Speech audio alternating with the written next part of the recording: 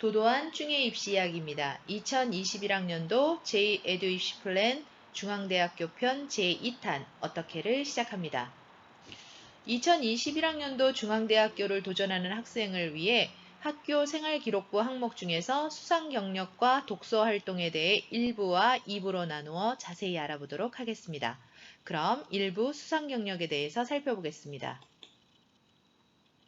수상 경력의 첫 번째는 학교 생활기록부 기재 요령의 변화인데요. 우선 사전 등록된 교내 상만을 기재할 수 있고요. 현재 2020년도 3월 고1, 2 학생들 같은 경우는 학생별 한 학기에 한 개씩만 제공을 하고요. 2020년 현재 고3 같은 경우는 기존 기재 방법과 동일합니다. 즉, 상에 제한이 없다는 것이겠죠. 두 번째, 교내 수상 실적 오해와 진실에 대해 알아보겠습니다. 교내 수상 실적은 많을수록 높은 평가를 받는다. 학교에 제출하는 고교 공통 정보를 통해서 원래는 학생들의 그 수상 내역에 대해서 알아보았었는데요. 2021학년도부터는 고교 공통 정보를 제출하지 않습니다. 그 다음 두 번째 질문. 지원 전공별로 특별히 선호하는 교내상이 있으며 지망학과와 연계된 교내 수상이 중요하다. 전공 계열 핵심 역량을 드러나는 수상 내용은 중요하지만 단순히 연계 활동만으로 이해하지는 않기를 바랍니다. 했네요.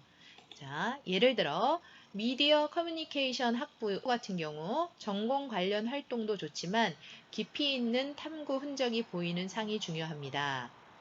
학생이 학교 사랑 UCC 대회에서 만약에 수상을 했다 하면 이 UCC 대회라는 거는 전공과 관련이 있어서 좋은 수상이 되겠지만 학교마다 이 상이 개최가 될 수도 있고 없는 학교도 있기 때문에 혹시라도 없는 학교 같은 경우는 이렇게 탐구와 관련된 폭넓은 상을 수상을 해도 같은 맥락으로 보겠다라는 것입니다.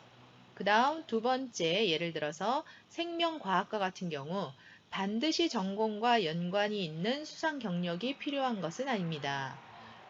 한 학생이 생명과학 동아리 활동에서 수상을 했다.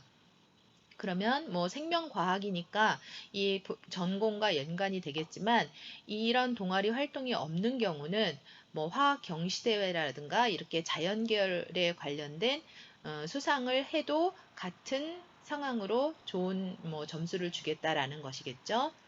그러니까 결론적으로 말하면 솔직히 이제 학생들이 보면 생기부를 보면 상들을 굉장히 다양하게 본인이 알아서 자기 전공과 관련돼서 참 잘 타더라고요. 그래서 여러분들도 자기가 한번 어떤 상이 있는지 1학기 초에 그 커리큘럼을 보시고 본인이 전공 분야와 연결되는 상이 있다면 그거는 미리미리 사전에 준비를 해서 대회에 참가하는 것도 좋을 것 같아요.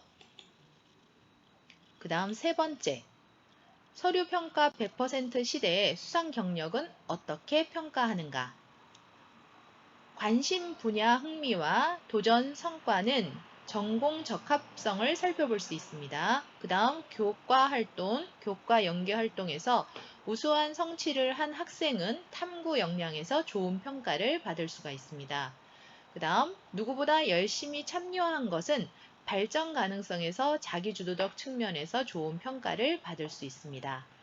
여러 영역에 대한 흥미와 성과를 보인 학생은 통합 역량에서 긍정적으로 판단을 할 수 있습니다. 학급에서 성실하고 부부들과 협력하며 받은 상은 인성에서 좋은 점수를 받을 수 있다는 것입니다. 여기에서 교과 우수상 같은 경우는 학업 역량으로 평가하지는 않는다라는 거 알아두시기 바랍니다. 즉, 수상 경력으로는 우리가 뭘 보고자 하는 거냐면 첫 번째, 전공 적합성, 그 다음 탐구 역량, 그 다음 발전 가능성, 그 다음 통합 역량, 그 다음 인성. 이것을 보겠다는 거니까 이 5가지 전공 적합성, 탐구 역량, 발전 가능성, 통합 역량, 인성을 잘 기억해 두시기 바랍니다. 그 다음 네 번째. 교내 수상 경험을 자기소개서를 통해 잘 드러난 사례에 대해서 알아볼 건데요. 어쩜 수상 실적에서 이 부분을 제일 중요하다라고 볼 수 있을 것 같은데 한번 그 사례의 6가지에 대해서 살펴보도록 하겠습니다.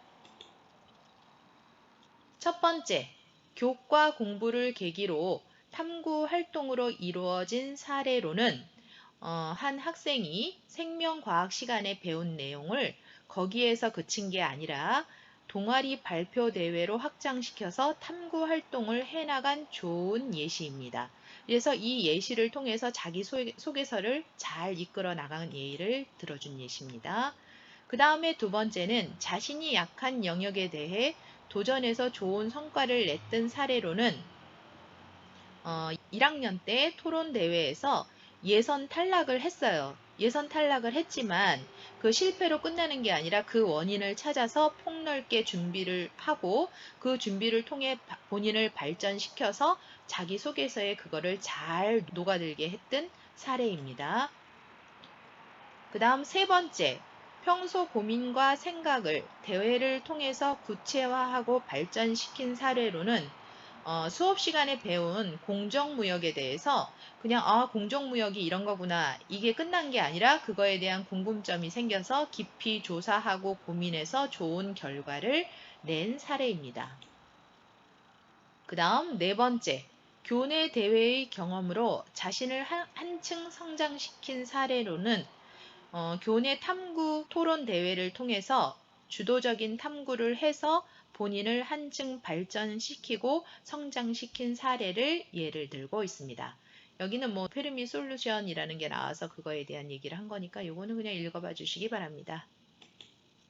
그 다음 다섯 번째, 예체능 대회를 통한 의미 있는 학교 생활 경험을 보여준 사례에는 교내 합창 대회를 통해 공동체의 협력과 그 다음에 어울림이 주는 배움을 배워서 자신을 발전시킨 사례예요. 단순히 노래 부르는 걸로 끝난 게 아니라 여기에서 많은 걸 배운 걸 자기소개서에 이어져서 얘기를 했다라는 것입니다.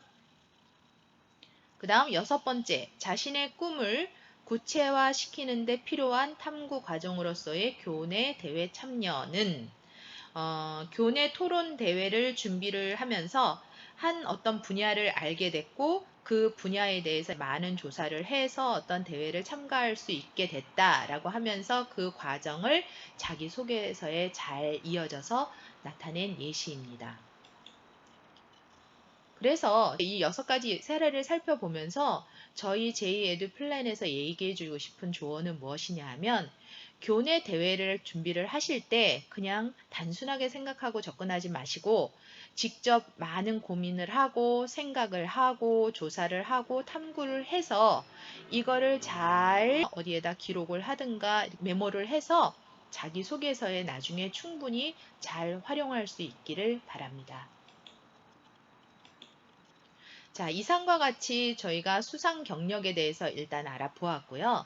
잠시 후 2부 독서 활동 상황에 대해서 알아보겠습니다. 조금만 쉬었다 만나요.